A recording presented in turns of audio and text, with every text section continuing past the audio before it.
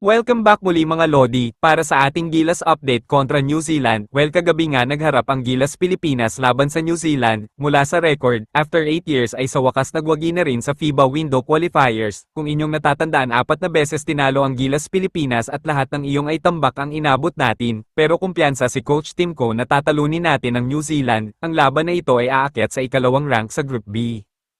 Ito ang starting lineup ng Gilas Pilipinas: Scotty Thompson, Junmar Fajardo, Kai Sotto, Dwight Ramos at Justin Brownlee. Sa first quarter, hindi maganda ang simula ng Gilas Pilipinas, 8-0 run ang panimula ng New Zealand, sa pangunguna ni Webster na bumitaw agad ng 2-3, sa kalagitnaan ng first quarter na maka-score ang Gilas na pinangunahan ni Justin Brownlee at sinuda naman yan ni Ramos ng 3, at magandang pasahan naman nila Kai Sotto at Junmar. Sa ilalim, nagsimula ang maganda rhythm ng Gilas sa pangunguna ni Kai Sotto na bumitaw ng tig-2 points.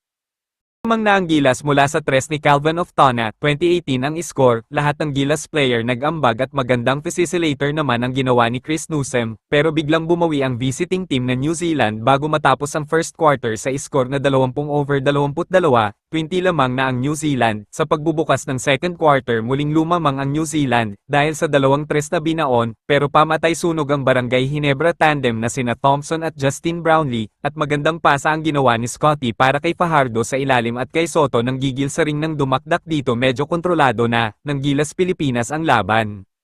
Ang New Zealand ayaw talaga magpatalo, mabilis agad nila nababawi ang magandang momentum ng Gilas. Mayroon agad silang pangsagot kapag nakakalamang ang Gilas dahil yan sa 2-3 na binitawan ni Konkadiewicz. Tabla ang laban sa pagtatapos ng second quarter, 45-all. Sa pagpasok ng third quarter, gandang laban. Lahat ng Gilas player may ambag sa pangunguna nila Scotty Thompson at Kai Sotto, kaya tayo naman ang lamang. Nagpatuloy ang magandang momentum ng Gilas hanggang matapos ang third quarter. Abante ang Gilas ng double digit, 63-72.